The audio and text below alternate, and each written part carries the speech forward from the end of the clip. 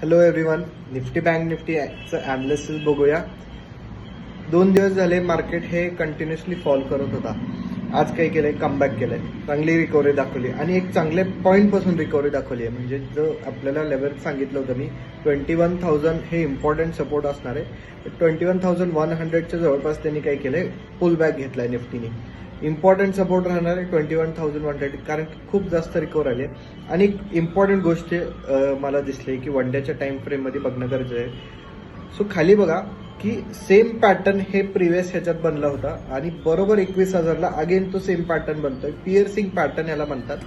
Same pattern again इथून create होताना दिसतंय. म्हणजे हा सिग्नल काय की इथून हे अगेन पुलबॅक किंवा पूर्ण रिव्हर्सल येऊ शकतो. ह्या पॉईंट पासून जर रिव्हर्सल झालं तर मार्केट एक अप ट्रेंड मध्ये परत रिव्हर्सल घेऊ शकतो. सो आपल्याला करायचं काय, अंदाज लावण्यापेक्षा ट्रेंडला फॉलो करायचं आहे आणि इम्पॉर्टंट लेवलला फॉलो करायचं आहे. जोपर्यंत 21,500च्या वरती जात नाही तोपर्यंत थोडंसं अजून निगेटिव्हिटी राहू शकते किंवा डाऊन ट्रेंडमध्ये राहू शकतो. 21,500 ब्रेक करतोय. महत्वाचं काय की 21,500च्या वरती थांबला पण पाहिजे. सेकंड हाफमध्ये खाली येतं म्हणजे सेलिंग प्रेशर आहे. 21,500च्या वरती थांबतोय तर आपण त्याच्यात बाईंगची ऑपॉर्च्युनिटी बघू शकतो किंवा एक पुलबॅक आला तर तिथं बघू शकतो. बँक निफ्टी काय म्हणते, बँक निफ्टीने पण बरोबर ट्रेंड लाईनला सपोर्ट घेतलाय. 44,500ला त्यांनी सपोर्ट घेतलाय आणि क्लोजिंग 45,000च्या वरती येऊन दिले. सो ह्याच्यात पण इम्पॉर्टंट झोन काय, 46,000 जर का तो ब्रेक करतोय तर तो बुलिश होऊ शकतो. बँक निफ्टी बुलिश होऊ शकतो.